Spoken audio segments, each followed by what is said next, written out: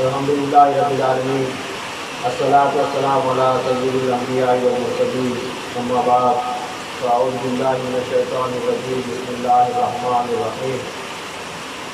قال اللہ تبارک و تعالی فی شانہ حبیبہ المصطفیٰ، ان اللہ وملائکتہ یصلون علی النبی یا ایھا الذین آمنوا صلوا علیہ وسلموا تسلیما، اللہم صل علی سیدنا شفیعنا حبیبنا نبینا مولانا محمد وعلی آلہ وصحبہ وبارک وسلم، صلاۃ و سلام علیک یا رسول اللہ صلی اللہ تعالی علیہ وآلہ وسلم۔ پچھلے جمعہ جو میں نے بیان کیا تھا وہ سیریز کا ایک حصہ تھا جو امام اعظم ابو حنیفہ رحمۃ اللہ تعالی علیہ کے آباء و اجداد اور ان کا نسب اور حسب بیان ہوا تھا۔ امام ابو حنیفہ رحمۃ اللہ تعالی علیہ کا جو نسب ہے وہ حضرت سیدنا آدم علیہ نبینا علیہ السلام سے لے کر ان کی اولاد تک میں نے بیان کیا تھا۔ یہ پوری کی پوری سیریز یوٹیوب پر 6 یا 7 بیانات کی صورت میں موجود ہے۔ میں آخر میں بیان کیا تھا کہ اب اس جمعہ سے انشاءاللہ ہم امام ابو حنیفہ رحمۃ اللہ تعالیٰ علیہ کے اولاد کے حوالے سے سنیں گے، اور اس مضمون کو تیزی کے ساتھ آگے بڑھا کر آج میں اس پوری سیریز کو کمپلیٹ کرنے جا رہا ہوں۔ یہ اتنا اہم تذکرہ ہے امام اعظم ابو حنیفہ رحمۃ اللہ تعالیٰ علیہ کا، جیسا کہ اللہ تعالیٰ اس دنیا کے نظام کو شروع کیا اور ختم کرنے والا ہے۔ اس میں جن جن انبیاء کرام کو جو جو اہم خاص کردار دیا تھا وہ ہمارے سامنے موجود ہے۔ کئی مرتبہ ہم علماء کرام کے زبان سے سنے ہیں، جیسا کہ آدم علیہ السلام اپنا ایک الگ کردار نبھائے، پھر اس کے بعد نوح علیہ السلام اپنا ایک الگ کردار نبھائے، پھر حضرت ابراہیم علیہ السلام اس دنیا میں اپنا ایک الگ کردار نبھائے۔ آج ملت ابراہیم اور دین حنیف کے نام سے ابراہیم علیہ السلام کو پہچانا جاتا ہے۔ پھر اس کے بعد آقا دو جہاں صلی اللہ علیہ وسلم دنیا میں تشریف لائے، اور اس دنیا کی جو ہے نا ایک الگ رنگ جو ہے نا نظر آئے انسانوں کو۔ پھر اس کے بعد آپ صلی اللہ علیہ وسلم کی اولاد میں مولا علی مسلم کشا کرم اللہ وجہ کریم ایک الگ اپنا انداز، ایک ولایت کے شہنشاہ کے طور پر جو ہے نا اس دنیا میں اپنا یہ دکھائے۔ پھر اس کے بعد ان کی اولاد امام حسین علیہ السلام کے ذمہ ایک کام تھا۔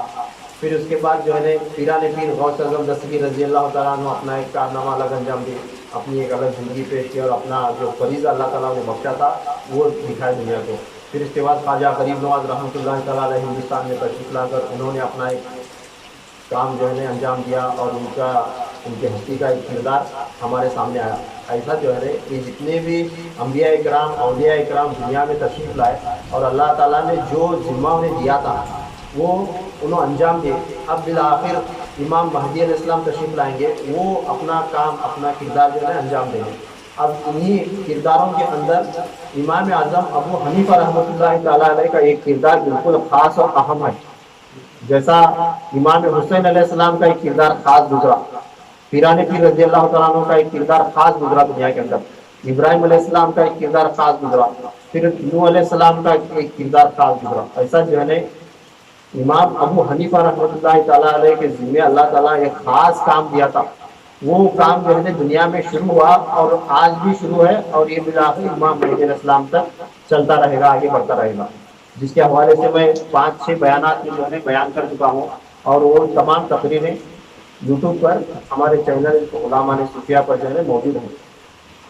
پوری تفصیل کے ساتھ میں بیان سنا چکا ہوں پچھلی سیریز میں۔ اب امام اعظم ابو حنیفہ رحمۃ اللہ تعالیٰ علیہ کے اولاد کے حوالے سے جو میں تذکرہ پچھلے جمعہ سنایا تھا وہ یوں تھا کہ امام ابو حنیفہ رحمۃ اللہ تعالیٰ علیہ کی کا نکاح جو ہے امام جعفر صادق علیہ السلام کی بیٹی کے ساتھ ہوا۔ ہونے کے بعد ان کا نام تھا فاطمہ مسکین رحمۃ اللہ تعالیٰ علیہ، اور امام اعظم ابو حنیفہ رضی اللہ تعالیٰ عنہ کا نکاح ہوا۔ ہونے کے بعد ان سے جو اولاد ہوئی اس میں پہلی جو ہے نا بیٹی پیدا ہوئی تھی، ان کا نام تھا نعمت خاتون۔ پھر دوسرے بیٹے ہوئے ان کا نام تھا عبید۔ پھر تیسرے نمبر پر انہیں اور ایک لڑکی پیدا ہوئی، ان کا نام تھا جعفری خاتون۔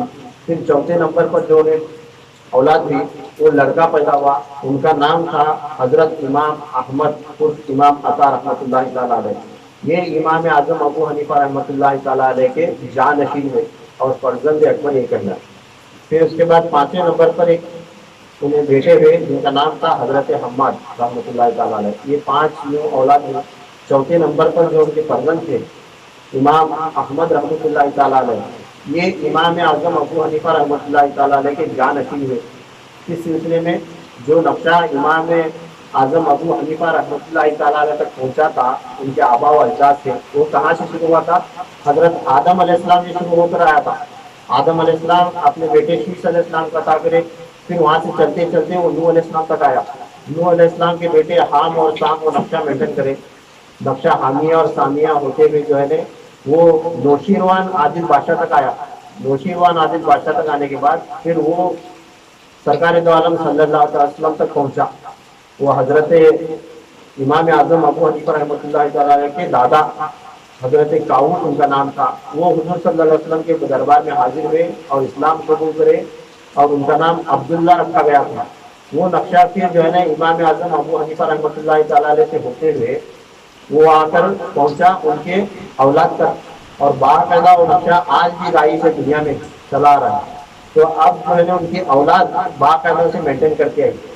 اب ان کی اولاد نے امام ابو حنیفہ رحمۃ اللہ تعالیٰ علیہ تک جو نقشہ میں بیان کیا تھا نام سیریز کے ساتھ، امام اعظم ابو حنیفہ رحمۃ اللہ تعالیٰ علیہ سے آدم علیہ السلام سے 62ویں نمبر پر 62 نمبر پر امام ابو حنیفہ رحمۃ اللہ تعالیٰ علیہ کا نمبر آیا ان کے آبا و اجداد میں۔ اب 63 نمبر پر ان کے بیٹے امام احمد رحمۃ اللہ تعالیٰ علیہ کے ہاتھ میں جب وہ نقشہ آیا، جب یہ ان کے سجادہ نشین ہوئے، جان نشین ہوئے، تو انہوں نے جو ہے اس نقشے کو آگے بڑھایا۔ اور یقین جانو یہ اتنا خاص اور اتنا اہم تذکرہ ہے کہ آج ہمیں جو یہ سن رہے یہ ہمارے لیے بہت بڑی بات ہے۔ یہ آج جو تذکرہ ہمیں سن رہے ہیں اس کا اندازہ کوئی بھی نہیں لگا سکتا۔ اس واسطے ہمیں مخصوص لوگ جو ہے بیٹھ کر اسے سنیں۔ میں یوٹیوب پر بھی جب بیان ڈالتا ہوں تو میرے بیانہ بھی جو ہے چند مخصوص لوگ سنتے ہیں، 20 یا 25 سے زیادہ لوگ بیان سنتے ہیں، مگر یہ اتنا اہم ہے اگر آپ ہزاروں علماء کو سنیں تو بھی یہ تذکرہ سننے کو نہیں ملتا۔ ہزاروں عالموں کو بھی اگر آپ سنیں گے تو یہ تذکرہ سننے کو نہیں ملتا، کیونکہ یہ جو ہے پوشیدہ رکھا گیا ہے اور خاص ہے، اور خواص تک ہی اللہ تعالیٰ ہر زمانے میں پہنچایا۔ تو کتنا خاص ہے، کیسا اس کی سند جو ہے آگے اور ایک مرتبہ میں دہرا کر جو ہے آخر میں آپ کو سناتا ہوں کہ امام اعظم ابو حنیفہ رحمۃ اللہ تعالیٰ فرماتے ہیں 135 ہجری میں 13 محرم کو جمعرات کے دن اشراق کے وقت مکہ معظمہ میں مرتبہ ولایت محمدی صلی اللہ علیہ وسلم پر بطن فاطمہ مسکین رحمۃ اللہ تعالیٰ علیہ کے وطن سے امام احمد رحمۃ اللہ تعالیٰ علیہ پیدا ہوئے۔ امام احمد رحمۃ اللہ تعالیٰ علیہ امام ابو حنیفہ رضی اللہ تعالیٰ عنہ کے بیٹے جب پیدا ہوئے تو پیدا ہوتے ہی بچپن سے ہی جو ہے ان کا ذہن اتنا تیز تھا کہ جو کچھ بھی پڑھتے تھے، جو کچھ بھی سنتے تھے انہیں فوراً یاد ہوا کرتا تھا، تو بالکل ذہین نشین تھے۔ اور اس کے بعد جب تعلیم کا دور جب ان کا شروع ہوا تو ان کی طبیعت ہمیشہ روحانیت کی طرف اور عرفان حاصل کرنے کی طرف، اللہ تعالیٰ کی معرفت حاصل کرنے کی طرف دوڑا کرتا تھا۔ اب امام جعفر صادق علیہ السلام کو حضور صلی اللہ علیہ وسلم اور مولا علی مفتی کشا کرم اللہ علیہ وسلم کی جانب سے پہلے ہی حکم ہو چکا تھا، عالم الارواح میں فرمان ہوا تھا، اس کی تفصیل میں پچھلے جمعہ میں بیان کر چکا ہوں۔ تو امام جعفر صادق علیہ السلام کو فرمان ہوا تھا کہ یہ نام کا بچہ نعمان کے پیٹ میں پیدا ہوگا، جب وہ دنیا میں آئے گا تو اے جعفر تو اسے اپنی کفالت میں لینا اور اپنی اولاد کی طرح اس کی پرورش کرنا۔ یہ فرمان کسی ہوا تھا؟ امام جعفر صادق علیہ السلام کو حضور صلی اللہ علیہ وسلم اور مولا علی مفتی کشا فرمائے تھے کہ جب نعمان یعنی امام ابو حنیفہ رحمۃ اللہ تعالیٰ کا نام جو ہے نعمان ہے، یہ خیال رکھو۔ نعمان کو جب ایک لڑکا پیدا ہوگا حماد نام والا تو اسے کیا کرنا؟ اپنے پرورش میں لینا اور اپنی اولاد کی طرح اس کی پرورش کرنا، یہ حکم ہوا تھا۔ امام جعفر صادق علیہ السلام جو ہے انہیں اپنے پرورش میں لیے امام احمد رحمۃ اللہ تعالیٰ علیہ کو اپنی پرورش میں لیے لے کر جو ہے انہیں پورا جو ہے جب تک ان کے ساتھ تھے تب تک ان کی خوب پرورش کرنے کے بعد بالآخر 148 ہجری میں امام جعفر صادق علیہ السلام کی جو ہے ان کے وصال کا وقت قریب آیا. جب ان کے وصال کا وقت قریب آیا تو 148 ہجری کا زمانہ تھا. انتقال سے 6 مہینے پہلے امام جعفر صادق علیہ السلام کیا کرتے ہیں، امام ابو حنیفہ رحمۃ اللہ تعالیٰ علیہ کو اپنے پاس بلاتے ہیں.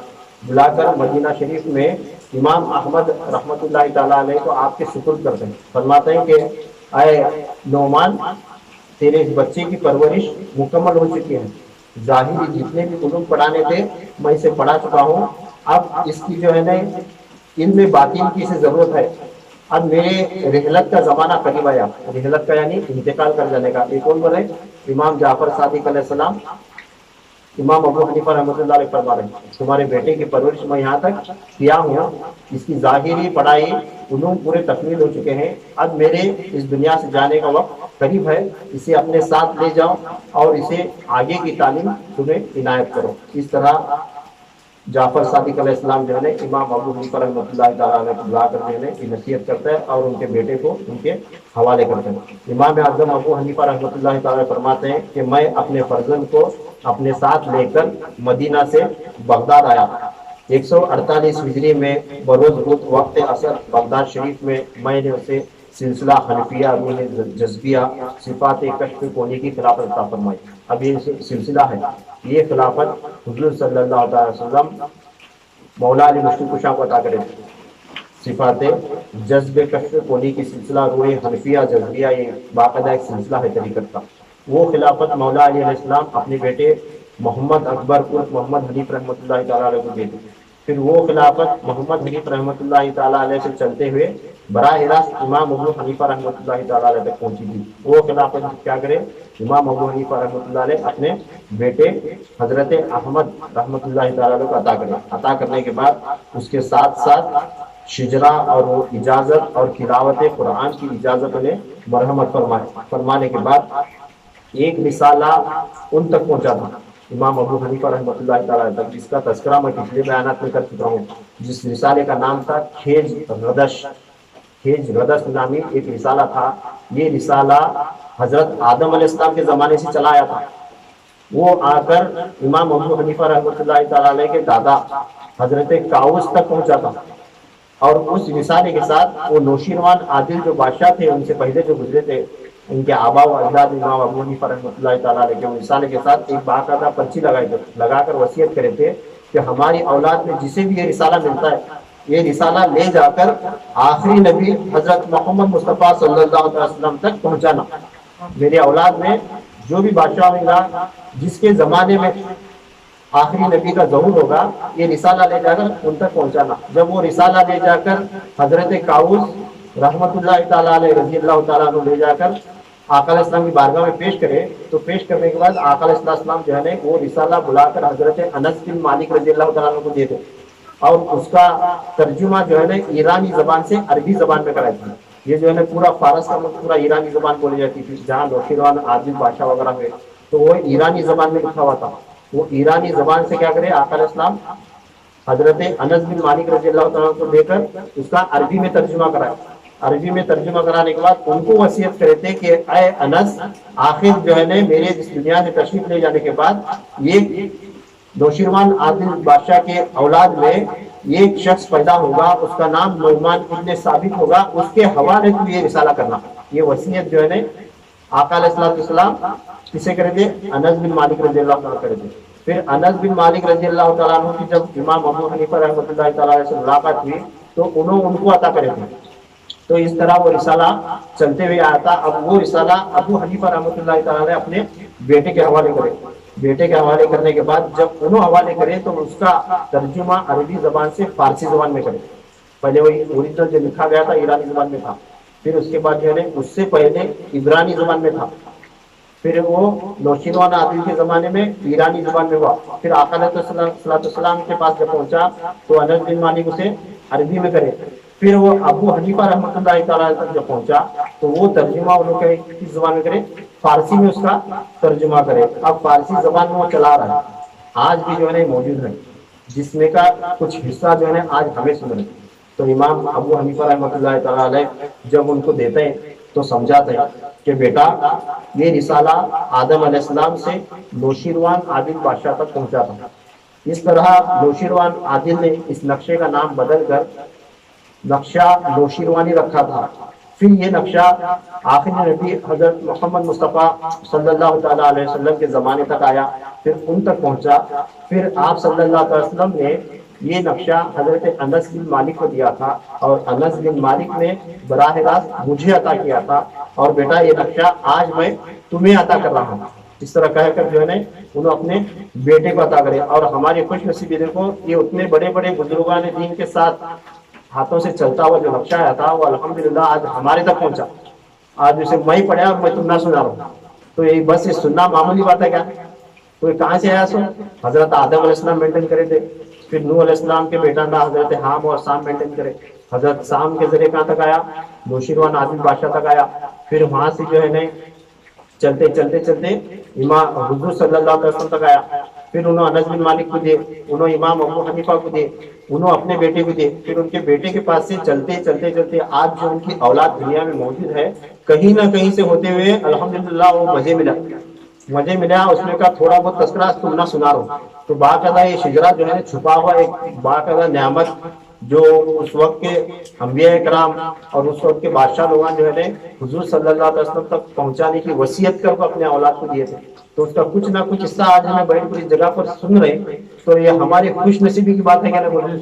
اگر سوچے ذرا ہمیں توجہ لگائے تو اس میں معمولی بات نہیں ہے، اس میں معمولی بات نہیں ہے، تو ہمارا خوش نصیبی ہے کہ آج ہمیں اس کا کچھ نہ کچھ حصہ سماعت کر رہے ہیں۔ اب یہ بیان کرنا اور جو سماعت کرنا، اور اس میں بھی جو ہے اس کی بھی خاص وجہ ہے، وہ آگے جو ہے نا میں اسے تکمیل تک لے جاتا ہوں، کتنا تمہیں سمجھ میں آتا ہے اس میں سمجھ لو کہ امام اعظم ابو حنیفہ رحمۃ اللہ تعالیٰ علیہ کو فرماتے ہیں کہ بیٹا میں تجھے ہدایت کرتا ہوں کہ اس کی اشاعت کی کوشش میں لگے رہنا، اور ہمیشہ اس کی اشاعت کو جاری رکھنا۔ یعنی یہ نقشے میں کیا ہے، امام اعظم ابو حنیفہ رحمۃ اللہ تعالیٰ کی اولاد میں کتنے ان کے اولاد ہوئے، کتنے بچے ہوئے، کس کا نکاح کس کے ساتھ ہوا، پھر ان کو کتنی اولادیں ہوئی، اس میں سے ان کا خلیفہ اکبر کون ہوا، پھر کون یہ نقشہ آگے مینٹین کرا، آج دنیا میں کون ہے، آج دنیا میں کون ہے، وہاں تک آیا ہے، کہاں تک آیا؟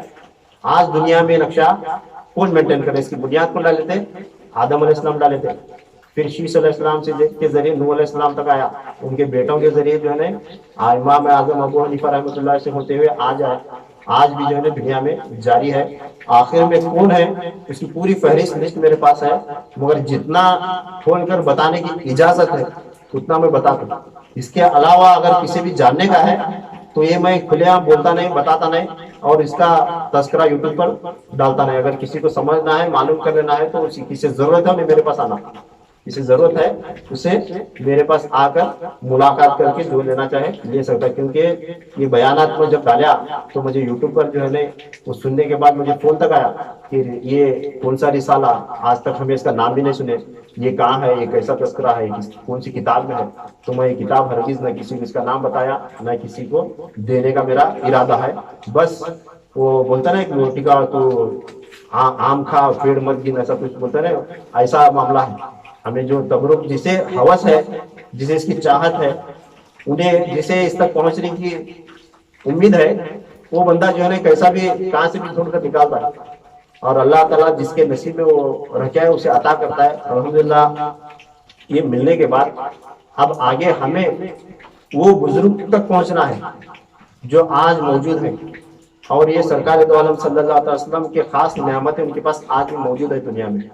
اور خاص بات یہ ہے کہ جب حضور صلی اللہ تعالیٰ علیہ وسلم حضرت انس بن مالک رضی اللہ تعالیٰ عنہ کو یہ عطا کر رہے تھے نا رسالہ، اس وقت انس بن مالک رضی اللہ تعالیٰ عنہ کو بیان فرماتے ہیں، یہ بات میں پچھلے بیانات میں بیان کرے سر کہ فرماتے ہیں آقا علیہ السلام، اے انس اس رسالے کا ترجمہ تو عربی زبان میں کر، ایرانی زبان سے عربی زبان میں کر، اور اس کا بغور مطالعہ کر، یعنی دھیان لگا کو پڑھ، غور سے اس کو پڑھ، اس کے اندر میرے سب سے اول ظہور ہونے کی نشانی آسمان پر آج بھی موجود ہے۔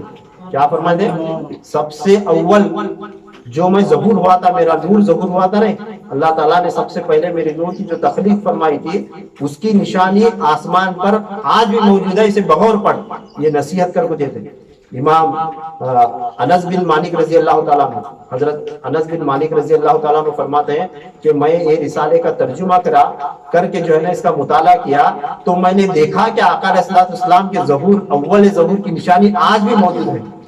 تو ماشاءاللہ جب امام جعفر صادق علیہ السلام سے وہ نعمتیں چلتے آئے، امام مولا علی علیہ السلام سے چلتے آئے، اہل بیت اطہار کے جو ہے 12 اماموں سے چلتے آئے، پھر ابو حنیفہ رحمۃ اللہ تعالیٰ تک پہنچے، پھر ان کے اولاد میں ہے، تو مجھے یقین ہے کہ آج جو بندہ ہے نا، آج جو ان کے اولاد میں جو بندہ موجود ہے، ان کے اس کا کچھ نہ کچھ تھوڑا نہ تھوڑا علم آج بھی اللہ تعالیٰ دیتا ہے، آج بھی وہ موجود ہے۔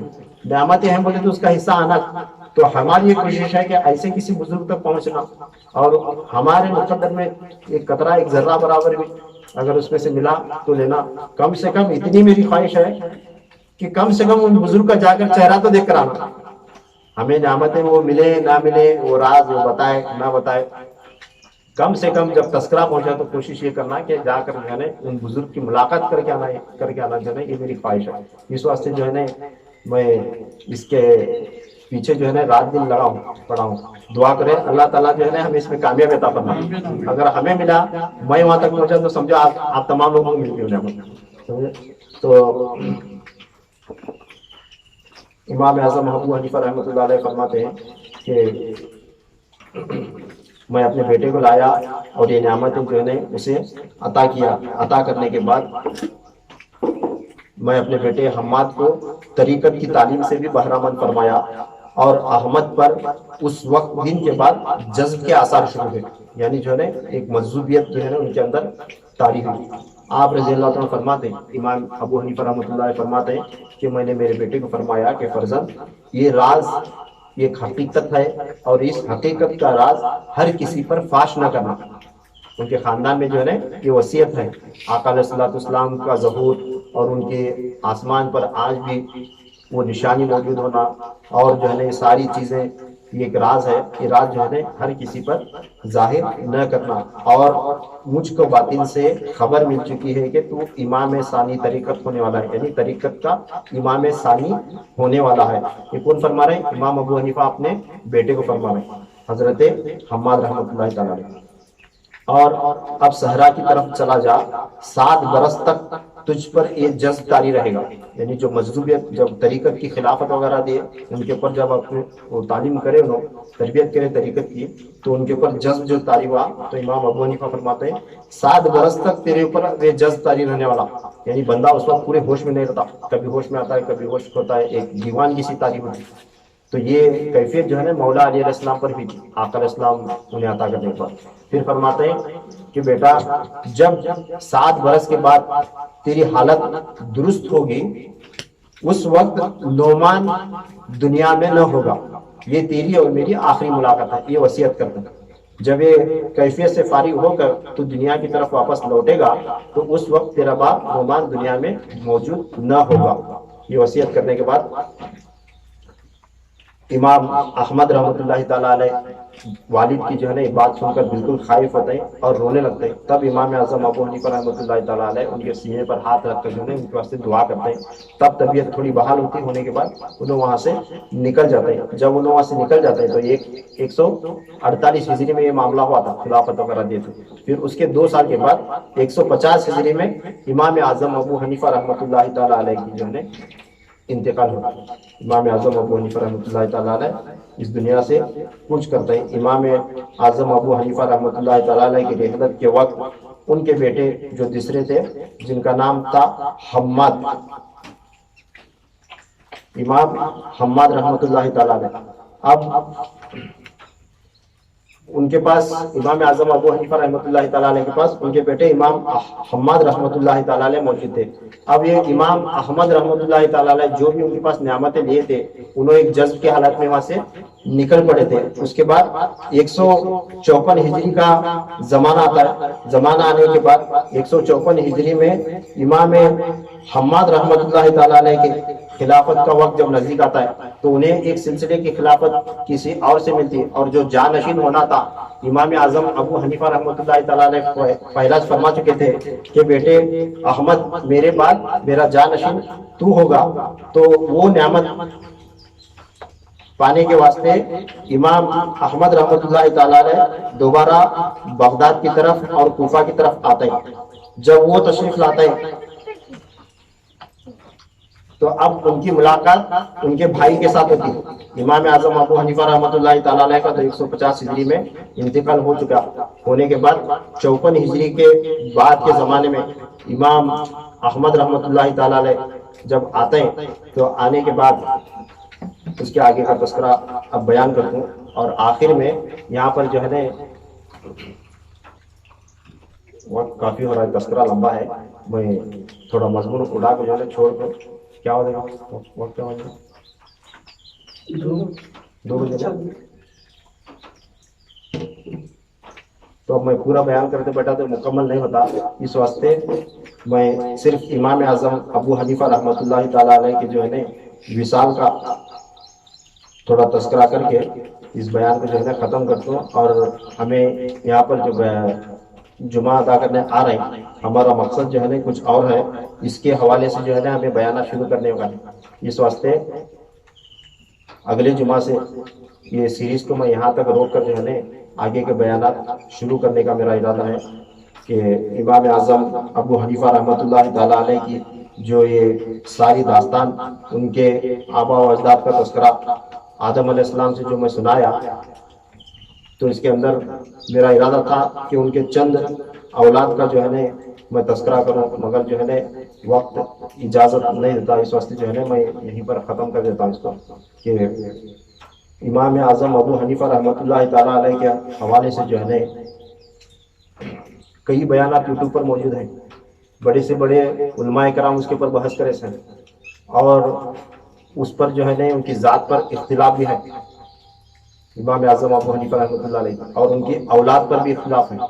کیا تو امام ابو حنیفہ رحمۃ اللہ تعالی علیہ کا ایک دین میں ایک اہم رول ہے، اور یہ حنفی مسلک جس کی ہم پیروی کرتے ہیں، جس کی تقلید کرتے ہیں، یہ ہمارے امام جن کو ہم مانتے ہیں ابو حنیفہ رحمۃ اللہ تعالی علیہ، یہ ان کے اولاد کے اوپر جو ہے نا تاریخ میں فتنہ پیدا کیا گیا ہے، اور ان کی ذات پر ایک فتنہ پیدا کیا گیا ہے امام ابو حنیفہ رحمۃ اللہ تعالی علیہ، جس کے حوالے سے جو ہے نا یوٹیوب پر خاص کر اہل حدیث اور سنی علماء کے اندر جو ہے نا بحث ہوتے رہتے ہیں. تو امام اعظم ابو حنیفہ رحمۃ اللہ تعالی علیہ کی جو ہے نا ان کے اولاد کو وصیت کی، جو آج بھی وہ نقشہ حنفیہ کے اندر جو ہے نا موجود ہے.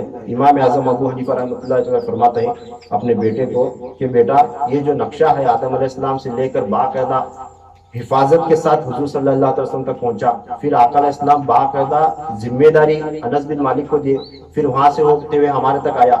اس میں جو ہے نا اس کی حفاظت کا ایک خاص ذمہ یہ اللہ تعالیٰ جو اتنے بڑے بڑے ہستیوں سے کروایا ہے، اس کے وجہ یہ ہے کہ میرے انتقال کے بعد میری اولاد میں فتنہ پیدا کیا جائے گا. کیا بولے تھے لوگ اپنی حیات میں؟ بولے تھے میرے بعد میری اولاد میں فتنہ پیدا کیا جائے گا، جو میری اولاد کے ساتھ اور ہمارے مسلک حنفی کے ساتھ اور اس نقشے کے ساتھ جڑا رہے گا اس کا ایمان صحیح سالم رہے گا، اور جو اس سے ہٹے گا اس کا ایمان صحیح سلامت نہیں بچے گا. یہ باقاعدہ لوگ وصیت کرے تھے اور فرمائے تھے کہ بیٹا قیامت تک ہر زمانے میں میری اولاد میں ایک عقل درجے کا عارف روئے زمین پر رہا کرے گا. کیا بولے تھے؟ قیامت تک ہر زمانے میں میری اولاد کا ایک عارف، وہ بھی بلند درجے کا، زمین پر رہا کرے گا، اور جو میری تقلید سے باہر ہوگا اس کے امور دینی و دنیاوی خراب ہوں گے، اور علوم ظاہری و باطنی ہرگز اس کو نصیب نہ ہوں گے. یہ بیان فرمانے کے بعد خاص انہیں وصیت کرے کیے تھے کہ بیٹا آج تجھ کو میں وصیت کرتا ہوں کہ میرے بعد جو بھی میری اولاد روئے زمین پر موجود رہے گی، جیسا کہ آج میں تمہیں دے رہا ہوں، تمہیں تمہارے جانشین کو دینا، پھر اسے نصیحت کرنا کہ تو اپنے جانشین کو دے، پھر اسے نصیحت کرنا تو اپنے جانشین کو دے. جانشین یعنی کیا؟ ان کے اولاد میں جو ان کا جانشین ہوتا ہے اسے یہ دینا. یہ باقاعدہ جو ہے اس نقشے کو اس کی حفاظت کرنا اور اسے مینٹین کرنا، اور یاد رکھنا کہ قیامت تک اس کے لیے یہی دعا بھی ہے اور بد دعا بھی ہے. کیا بولے تھے نا؟ یہ نقشہ مینٹین کرنا اور اس سے جڑے رہنا ہماری اولاد کے اوپر فرض کے مانند ہے، اور جو اس سے جڑتا اس کا ایمان سلامت رہتا، اسے دنیاوی اور دینی علوم حاصل ہوتے ہیں. اور اس میں دعا بھی ہے بد دعا بھی ہے. کیا فرمائے لوگ؟ یہ دعا اور وصیت میری نہیں ہے بلکہ حضرت سید عالم صلی اللہ علیہ وسلم اور حضرت مولا علی اور امام جعفر صادق علیہ السلام کی ہے. یہ تینوں سے ہوتے ہوئے آیا تھا. آقا علیہ الصلوۃ والسلام، مولا علی اور امام جعفر صادق علیہ السلام، یہ تینوں کا تذکرہ اس واسطے آیا کہ پچھلے بیانات میں گزرا ہے کہ حضور صلی اللہ علیہ وسلم اور مولا علی علیہ السلام امام جعفر صادق علیہ السلام کو خواب میں آ کر یہ بتائے تھے کہ کس طرح امام ابو حنیفہ تمہارے پاس آتے ہیں، تمہیں کیا کیا نعمت ہے ان کو دینا اور اپنی بیٹی کا نکاح ان سے کرنا. یہ تمام جو ہے وصیتیں آئے تھے اور یہ نقشہ مینٹین کرنے کا ان کے اولاد کو باقاعدہ جو ہے حکم ہوا تھا. تو امام ابو حنیفہ فرما رہے ہیں کہ یہ جو نقشہ مینٹین ہوتے آیا ہے اور جو نصیحت میں تم نے جو کر رہا ہوں یہ میری نہ، یہ کس کی ہے؟ آقا علیہ السلام کی ہے، مولا علی علیہ السلام کی ہے اور امام جعفر صادق علیہ السلام کی ہے. اگر کسی نے اسے باقاعدہ مینٹین کیا تو ان کے واسطے یہ دعا ہے. اگر یہ اس سے میری اولاد منحرف ہوئی تو وہی اس کے لیے بد دعا ہے. یہ فرمایا دعا ہے اور بد دعا کیا ہے؟ اسے مینٹین کرے تو ان تینوں کی جو ہے نا انہیں دعا ہے، اگر اسے ہٹے تو ان تینوں کی جو ہے نا ان کے واسطے بد دعا ہے. پھر اتنا فرمانے کے بعد 150 ہجری میں 19 شوال کو جمعہ کے دن تہجد کے وقت بغداد شریف میں امام اعظم ابو حنیفہ رحمۃ اللہ تعالیٰ علیہ کا جو ہے انتقال ہوا. اب یہ خاص ان کے انتقال کا ایک چھوٹا سا تذکرہ ہے، یہ بتا جو ہے بیان ختم کر دوں. 20 شوال کو بعد نماز زوال سے جنازے کی نمازیں شروع ہوئی. انتقال کب ہوا؟ 19 شوال کو ان کا انتقال ہوا. 20 شوال کو جو ہے زوال کی جو نماز ہوتی ہے، نماز کے بعد جنازے کی نماز جو ہے ان کی شروع ہوئی. تو جنازے کی نماز ان کی کیسا ہوئی؟ دیکھو کتنا اہم تذکرہ ہے، غور سے سنو. پہلی مرتبہ جب نماز جنازے کے لیے کھڑا ہوا گیا تو اس وقت جنازے کی نماز میں کون کون تھے معلوم؟ جتنے بھی باطن پر مقرر حضرات تھے، یعنی جو نظر نہیں آتے، ہم نا نظر نہیں آتے، انتظام باطنی پر جو لوگ ہیں، سب سے پہلے انہوں امام اعظم ابو حنیفہ رحمۃ اللہ تعالیٰ کے جنازے کی نماز پڑھیں. اس میں کون کون تھے؟ رجال الغیب، رقبہ، نجبہ، نقبہ، ابدال، قطب، اغیاس اور اوتاد. اس میں سے کون بھی ہے، جتنے بھی جو اولیاء اکرام ہیں اس میں ہم نا نظر نہیں آتے. اگر انسان شخص جتنے بھی قطب اور ابدال جو زمین پر موجود ہیں تو انہوں ہم نا نظر نہیں آتے، یا تو نظر آئے تو انہوں قطب ہے کر کو معلوم نہیں ہوتا. تو ایسے ہستیاں جو ہے پہلی مرتبہ جو جنازے کی نماز ہوئی انہوں شریک تھے. کون کون تھے؟ رجال الغیب، رقبہ، نجبہ، نقبہ، ابدال، اوتاد، اغیاس. یہ لوگ جو ہے جنازے کی پہلی نماز میں شریک ہیں. ان کے ساتھ بعض اہل خدمات، بعض بروح اور بعض بجسم حاضر ہوئے. کتنے کی رجال الغیب کی خالی ارواح حاضر ہوئی نماز جنازہ ادا کرنے کے واسطے. کتنے کی رجال الغیب اور قطب، آفتاب، غوث کے جو ہے جسم کے ساتھ کئی لوگ حاضر تھے، کئی لوگ صرف روح کے ساتھ حاضر تھے. اور اس کے بعد جنات میں سے وہ سردار جو انتظام باطن کی خدمت پر موجود ہیں. انتظام باطن پر جو جنات مقرر ہیں جو وقت کے قطب اور غوث کے بارگاہ میں حاضر رہتے ہیں، مومن جنات ان کی مدد کرتے رہتے ہیں اندر سے باطنی طور پر. تو انہوں اس جنازے کی نماز میں شریک ہوئے. جب یہ نماز جنازہ پہلی مرتبہ جماعت ہوئی، یہ ہونے کے بعد پھر دوسری جماعت میں دوسری مرتبہ جو نماز جنازہ کھڑی ہوئی تو اس کے اندر ساکنان بغداد خاص و عام، یعنی بغداد میں رہنے والے جتنے بھی لوگ تھے خاص اور عام ہر کوئی شریک ہوئے. 70,000 آدمی ایک جماعت میں شریک ہوئے. کتنے؟ خاص اور عام کی 70,000 لوگوں کی پہلی جماعت ہوئی جو امام اعظم ابو حنیفہ رحمۃ اللہ علیہ کی نماز جنازہ میں شریک تھے. پھر اس طرح 7 جماعت میں 7 مرتبہ نماز ادا کی گئی. ہر جماعت میں 70,000 آدمی موجود ہوتے تھے. تو 7 مرتبہ 70,000 کے حساب سے وہ لوگ عام، خاص اور عام لوگ نماز جنازہ ادا کریں. پھر اس کے بعد مغرب کے وقت جسد کو دفن کیا گیا.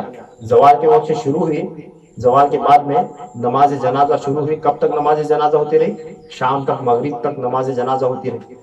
تو نماز جنازہ ہونے کے بعد مغرب کے وقت دفن کیا گیا. تو اس وقت کوفہ، بغداد، بصرہ، مکہ معظمہ اور مدینہ منورہ کے بے شمار بڑے سے بڑے لوگ، کئی بادشاہ لوگ، کئی جو ہے عمرہ، فقراء، اولیاء اللہ، استاد، ان کے شاگردین تمام کے تمام آتے تھے اور جنازے میں شریک ہوتے تھے. انہیں دفن کرنے کے بعد بھی 1 مہینے تک لگاتار لوگ آتے رہے، ان کے قبر کے پاس کھڑے ہو کر نماز جنازہ ادا کرتے رہے.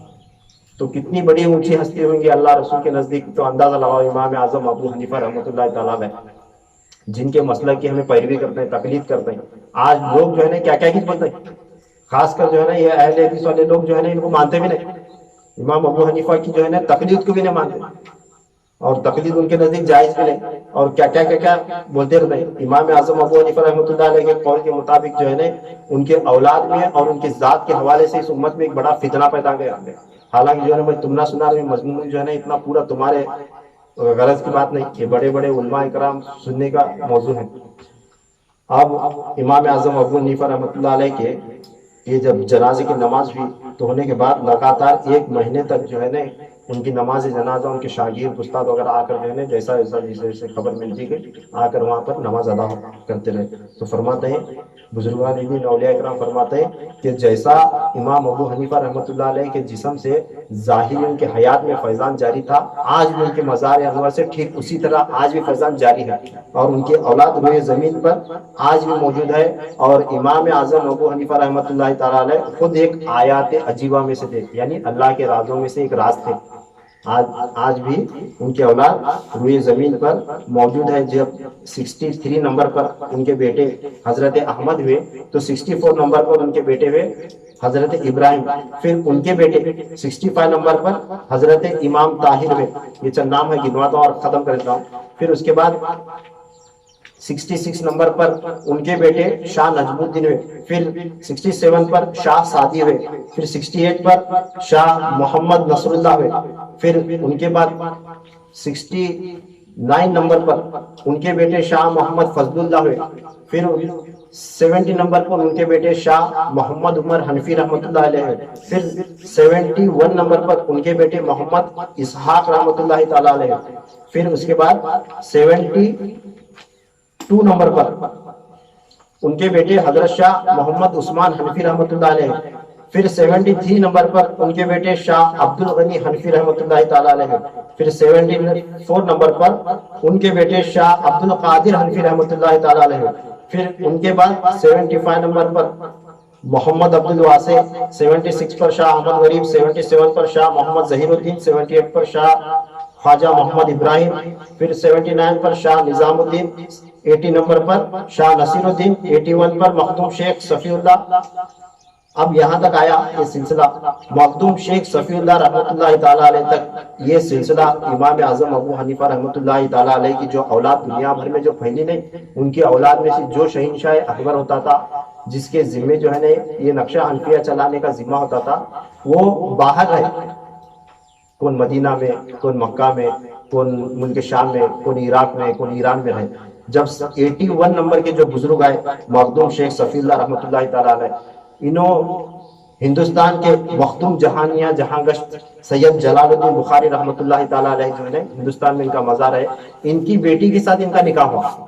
جب ان کی بیٹی کے ساتھ ان کا نکاح ہوا تو 82 نمبر کے بزرگ ہندوستان میں پیدا ہوئے, امام اعظم ابو حنیفہ رحمۃ اللہ تعالیٰ علیہ کے اولاد میں سے. یہ مخدوم جہانیہ جہاں گشت رحمۃ اللہ تعالیٰ علیہ یہ سلسلہ اشرفیہ کے بزرگ ہیں. حضور شیخ الاسلام سید مدنی میاں دامت برکاتہ کا جو سلسلہ ہے نا اشرفیہ سلسلہ, ان کے سلسلے کے اندر ان کا نام ہے. جہانیہ جہاں گشت رحمۃ اللہ تعالیٰ علیہ کے شجرے میں ان کا نام ہے. ان کی بیٹی جو ہے نا یہ 81 نمبر پر جو بزرگ ہے امام اعظم ابو حنیفہ کے اولاد میں, ان کے نکاح میں گئے. جانے کے بعد ان سے جو اولاد ہوئی وہ ہندوستان میں پیدا ہوئی. ہندوستان میں پیدا ہونے کے بعد وہ 82 نمبر پر وہ حنفیہ, انہیں سرداران حنفیہ کہا جاتا ہے. یہ جتنے بھی امام ابو حنیفہ رحمۃ اللہ تعالیٰ علیہ کے اولاد میں سے بزرگ ہوتے ہیں تو جن کے ذمے حنفیت کا کام دیا گیا اور انتظام باطن کے چند امور ان کے ساتھ کنیکٹ ہیں, انہیں سرداران حنفیہ کہا جاتا ہے. جب خواجہ غریب نواز رحمۃ اللہ تعالیٰ علیہ ہندوستان میں آئے تو ان کی خدمت میں بھی یہ لوگ لگے تھے, سرداران حنفیہ. یہ وقت کے ایک مجدد کی طرح ہوتے ہیں. پھر اس کے بعد 83 نمبر کے جو بزرگ ہوئے انہوں ہندوستان میں پیدا ہوئے. ہندوستان میں پیدا ہوئے انہوں لکھے سو پورا تذکرہ ہے جو میں تم نہ سنا رہا نا, انہوں لکھے سو یہ پورا تذکرہ ہے. پھر اس کے بعد 84 نمبر پر ان کی اولاد میں ایک لے. اب ان کے پورے نامہ ہیں, اب یہاں سے آگے میں نامہ نہیں بتاتا. यहाँ से आगे मैं नाम नहीं बताता क्योंकि इसे पोशीदा रखना जरूरी है।